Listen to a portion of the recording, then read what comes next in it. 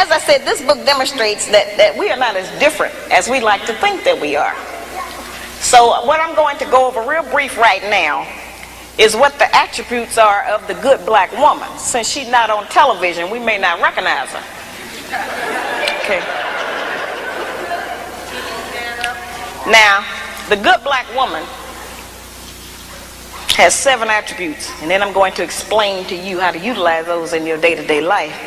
The good black woman has self-discipline, courteousness, cheerfulness, self-respect, intelligence, cleanliness, and love.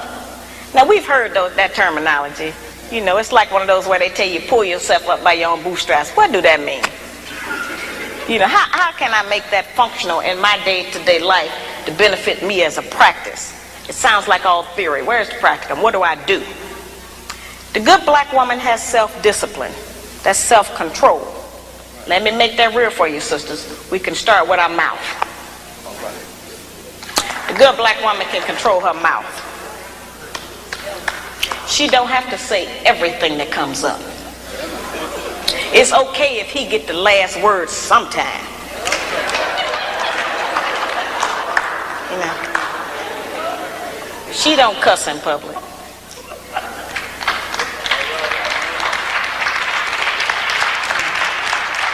And she works on not cussing in private. She don't tear a man down with her mouth because they can't out-argue us. Can't nobody out-argue us. I have charged that we nag our men too much. We keep our men's head tied up so much with our petty grievances about our personal relationship that he don't have time to think and plan for our future. Because he got to deal with what's going to happen with us every day. You know, it's real odd. When the black man come home, he almost have to do a wind test or stick his toe in the door. He don't know what's waiting. He don't know who in there today. He know it's a possibility that there's some kind of new monster that he didn't even know about yesterday. So, you know, we need to not make it like that. We need to not be so vicious with our mouth. You know, men are not petty like that. They're not going to out-argue us. And it has been proven that verbal abuse is just as harmful as physical abuse. So let's not use our mouth to do that to him. The good black woman is courteous. She says, thank you, baby. I appreciate you doing that. I appreciate every effort you make. Try harder. I'm going to work with you. Thank you. I know you did your best. Now that's a whole new language.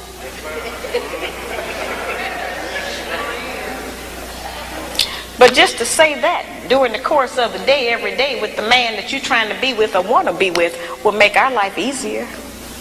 We can't get it if we don't give it. We keep wanting them to give us and do something for us that we refuse to do and give to them. It don't work like that. The good black woman has self-respect. She don't have to go out naked just to get the attention of a man.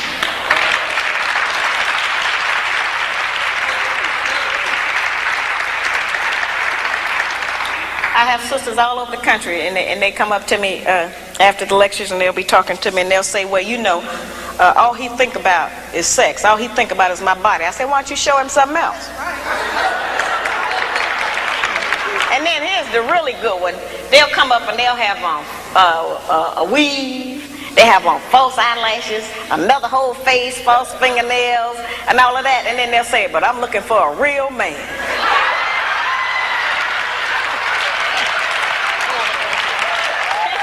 It's real deep. I say, why? What do you want a real man for? The good black woman can pull a dress down without thinking that it devalues her. She doesn't have to use her body because she has so many other good attributes about herself to get the attention of a man. We can take the sisters in a position to take all of the charge and sexual energy out of the black community by just dressing differently. We have the power and control over that. That don't stop you from being beautiful. That don't stop you from getting a man. And And it certainly puts things on the right perspective so some other judgments can be made other than physical. It don't take no knowledge, wisdom, and understanding to have a sexual reaction. That's the most base. We spend less time doing that than anything else we do.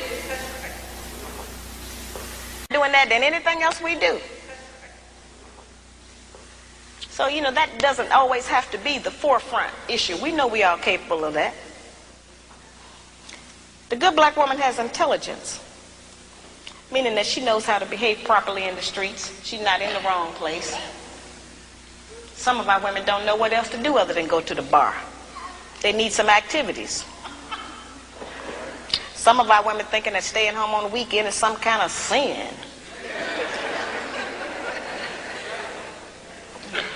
Some of our women think that if they don't have a new outfit to wear every day, that they're going to self-destruct.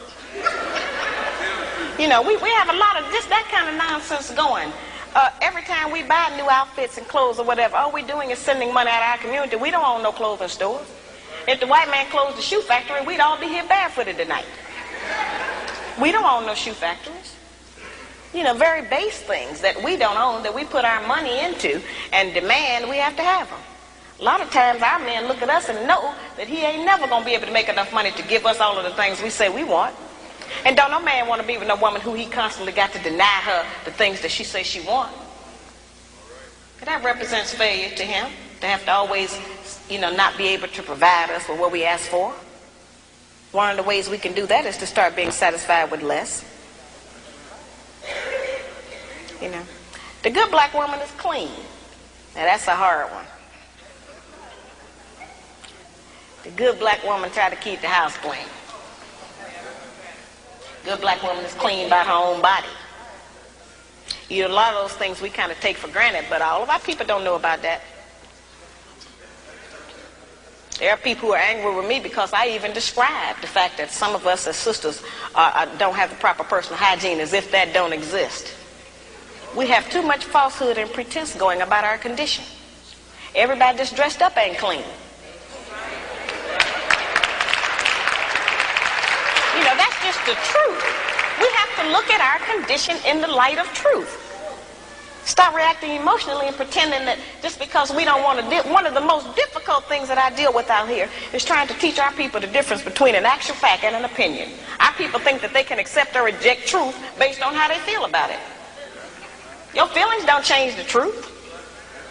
The truth is just going to be there. You can feel any kind of way you want to feel about it.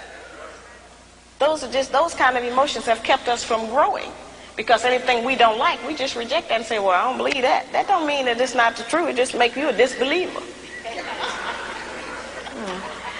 The good black woman practices non-possessive loving. Now, y'all know that's a hard one. Now, envy is wanting what someone else has. And jealousy, of course, is just selfishness. Non-possessive loving is not an easy one for us to practice. And, of course, I have a lot of sisters and some brothers who are in disagreement with me saying that. But the actual fact is that our men are outnumbered about 5-1. And nature is going to require that the men take responsibility for more than one woman and her children. Most of our men have children by more than one woman anyway. So I don't know why that was such a surprise, allegedly, when I said that. The black man has not been waiting on me to tell him he could have more than one woman.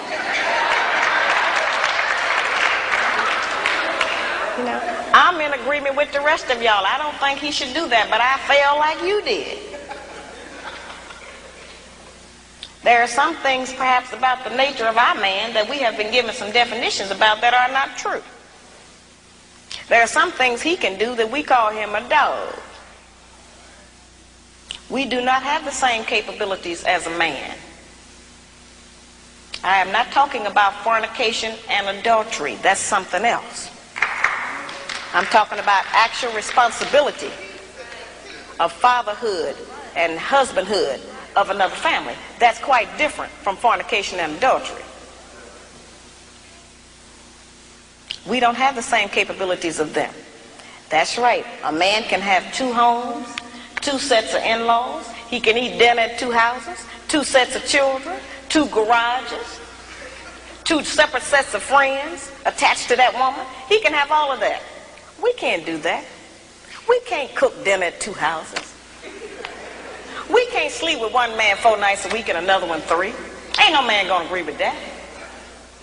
We can't have 1 set of children we leave in one place and go and stay in another place and take care of another set. It doesn't work for us. Now that does not mean that we can't have sex with more than 1 man. That's not what I'm talking about. I'm talking about just taking responsibility for your children. Now certainly every man can't take financial responsibility for all of his children. He can do something. But a man who is spending time with a child is going to do something for it. Because then they'll find out what we have since we've been taking care of them by ourselves. You don't like to always say, no, I can't do it. No, I ain't got it. So the children will make you get it up. You spend some time with it. You know, that's an important thing. The effectiveness of the principles that I just described, their usefulness has not diminished just because modern opinion has changed about them. There is not a black man in this room who does not still enjoy it if his woman bake him a cake. Well, our young daughters are being raised and taught that that's old style and that's out of fashion. We are not making those rules. Somebody else is, and they're imposing them on us and making us think that we have to qualify under them.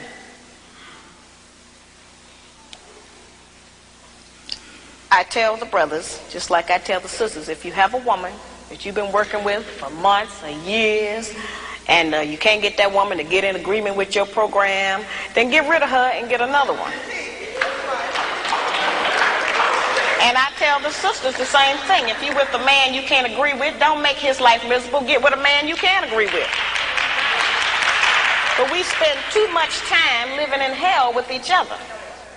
We spend too much time tearing each other down, trying to make the other person do different or function different. If you want somebody to change, first change yourself. We set the example. We are the teacher. We are the mother. We set the example.